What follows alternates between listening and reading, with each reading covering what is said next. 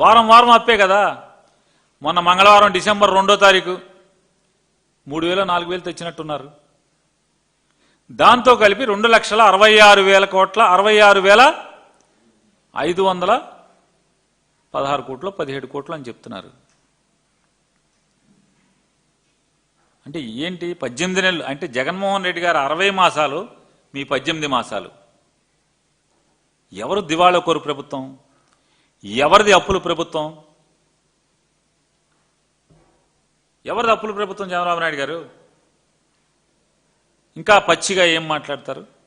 జగన్మోహన్ రెడ్డి గారు భవిష్యత్ ఆదాయాల్ని అంటే జగన్మోహన్ రెడ్డి గారు ముఖ్యమంత్రిగా ఉండగా వైఎస్ఆర్ కాంగ్రెస్ పార్టీ ప్రభుత్వం భవిష్యత్ ఆదాయాల్ని ప్రభుత్వ ఆస్తుల్ని తాకట్టు పెట్టి అప్పులు తెచ్చారని చెప్పి మాట్లాడుతున్నారు.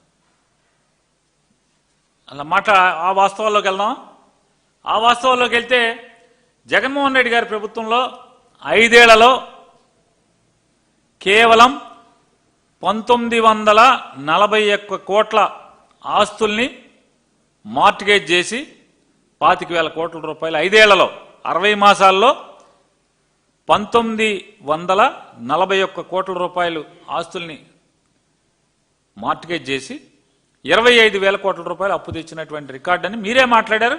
మీరే రాతపూర్వకంగా మీరు డిక్లేర్ చేశారు. ఇది నేను నా సొంతంగా కూడా చెప్పట్లేదు, మీరు చెప్పిందే. ఇవాళ మీరేం చేస్తున్నారు? మీరేం చేశారు? ఇవాళ భవిష్యత్ ఆదాయాల్ని 1,91,000 కోట్ల ఆస్తుల్ని, ప్రజల ఆస్తుల్ని తాకట్టు పెట్టి కేవలం 9,000 కోట్ల రూపాయలకి తాకట్టు పెట్టేశారు. భవిష్యత్ మైనింగ్ ఆదాయం మొత్తాన్ని కూడా తాకట్టు పెట్టారు. ఎంత అంటే దిగజారి మీరు దిక్కుమాలిన అప్పు చేశారంటే ఈ 9,000 కోట్ల రూపాయలకి అప్పు వసూలు చేసుకుంటాకి ఫైనాన్స్ సెక్రటరీ గారి సంతకం కానీ చెక్కు కానీ అప్రూవల్ కానీ అక్కర్లేదు. ఫైనాన్స్ మంత్రి సంతకం అక్కర్లేదు, ఫైనాన్స్ మంత్రి అప్రూవల్ అక్కర్లేదు. ఆఖరికి ముఖ్యమంత్రి గారి సంతకం కానీ అప్రూవల్ కానీ అక్కర్లేదు. క్యాబినెట్ కూడా అప్రూవల్ అక్కర్లేదు. క్యాబినెట్ కూడా అప్రూవల్ అక్కర్లా, గవర్నర్ అప్రూవల్ అక్కర్లా. సరాసరి మీకు అప్పు ఇచ్చినోడు 9,000 కోట్ల రూపాయలు అప్పు ఇచ్చినోడు రిజర్వ్ బ్యాంక్లో మీ ఖాతాలో చేయబెట్టండి, ప్రభుత్వ ప్రజల జేబులో చేయబెట్టి తీసేసుకోవచ్చు ఎవడి పర్మిషన్ లేకుండా. ఇంతకన్నా దిగజారు అప్పు చేసేవాడు ఎవడన్నా ఉంటాడా ఈ దిక్కుమాలిన దేశంలో? ఇంత దిక్కుమాలిన అప్పు ఎవడన్నా చేస్తాడా? మీ దిక్కుమాలిన ప్రభుత్వం కాబట్టి దిగజారి ఇవాళ ఇంత ఘోరంగా అప్పులు చేసేవాడు ఎవడున్నాడా? 1,91,000 కోట్ల రూపాయల ఆస్తుల్ని తనఖా పెట్టి 9,000 కోట్ల రూపాయల కోసం భవిష్యత్తు దాని మీద వచ్చేటువంటి ఆదాయాలని కూడా తనఖా పెట్టి తీసుకొచ్చిన చరిత్ర మీదైతే మీకన్నా మోడీ చిన్నోడు అనుభవంలో, నితీష్ కుమార్ చిన్నోడు అంటారు కదా, వాళ్ళు ముఖ్యమంత్రులుగా ఎక్కడన్నా ఎప్పుడన్నా ఇటువంటి తప్పుడు అప్పు చేశారా అని అడుగుతున్నాను. ఇప్పటి వరకు మీకన్నా అనుభవంలో తక్కువైన మోడీ కానీ, మీకన్నా అనుభవంలో తక్కువైనటువంటి నితీష్ కుమార్ కానీ ఇంత దిక్కుమాలినతనంగా అప్పు తెచ్చారా అని అడుగుతున్నాను. అంటే సరాసరి ఇంత ఘోరమైన అప్పుని గనుడు ఎవరున్నట్టు చంద్రబాబు నాయుడు ప్రజల ఆస్తుల్ని ఆదాయాల్ని తాకట్టు పెట్టి ఇంతకన్నా గొప్పగా చేయగలిగినాడు ఎవడున్నాడు? పోనీ అప్పు తెచ్చి ఏం చేసావా అంటే ఏం చేసావు? ఎవరికైనా తెలుసా? ఇవాళ వరకు ఈ 18 మాసాల్లో డిసెంబర్ 2వ తారీఖు వరకు చేసినటువంటి 2,66,517 కోట్ల రూపాయల అప్పు ఏం చేశారనే లెక్క ఎవరికైనా చెప్పారా మీరు అడుగుతున్నా? వైట్ పేపర్ ఇస్తారా? ఇవ్వలేరు.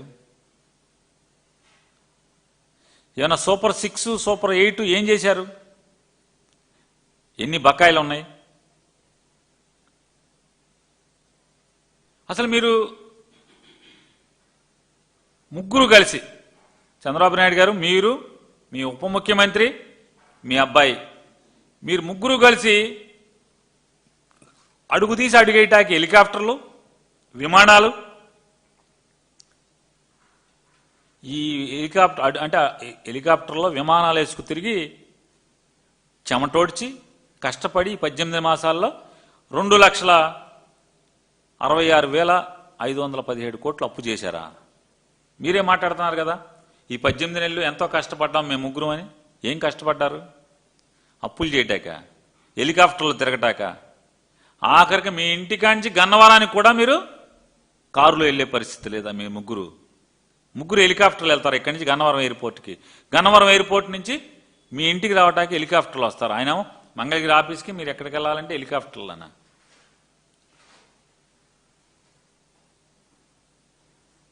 మీ కష్టం ఏమనాలి? ఇంక గొప్పగా చేద్దాం, మేము ముగ్గురం తెగ కష్టపడిపోయాం ఈ రాష్ట్రాన్ని ఉద్ధరించటాకే. ఎవడన్నా సామాన్యుడిని అడిగి చెప్తాడు, వీళ్ళ కష్టం రాబందులు ఎత్తుకెళ్ళా అని చెప్పి మాట్లాడతాడు. ఎందుకు కావాలి మీ కష్టం? ఎవరిని కావాలి? ప్రజల్ని పీల్చుకు తింటాకి, పీల్చి పిప్పి చేయటాకి, ప్రజల రక్తాన్ని మీరు జుర్రుకుంటాకి తప్పితే దేనికంటున్నా మీరు పనిచేస్తున్నది ఏం చేశారు ఇప్పటి వరకు? ఆంధ్రప్రదేశ్ రాష్ట్ర విభజన తర్వాత ఏంటంట, 5 ఏళ్ళు 13.5% ఈయన జీడిపి అంట. జగన్మోహన్ రెడ్డి గారిదేమో 10.32% జీడిపి అంట. అంటే ఇతనికి ఏ లెక్కలు, కాంపౌండెడ్ యాన్యువల్ గ్రోత్ రేటా, కాంపౌండెడ్ యాన్యువల్ గ్రోత్ సిఏజిఆర్ ఏదో లెక్క అని చెప్తున్నాడు చంద్రబాబు నాయుడు గారు. ఆ సిఏజిఆర్ లెక్కల ప్రకారం అంట ఆయనదేమో 13 చిల్లరంట, ఈయనేమో 10 చిల్లరంట. నాకులాగా జగన్మోహన్ రెడ్డి గారు కూడా కష్టపడితే కనుక బోళ్ళ డబ్బులు వచ్చాయి అని చెప్పి మాట్లాడుతున్నాడు. అంటే నీకు ఎలా వెసులుబాటు అయితే అలా ఫిగర్లు తీసేసుకుంటావు చంద్రబాబు నాయుడు గారు.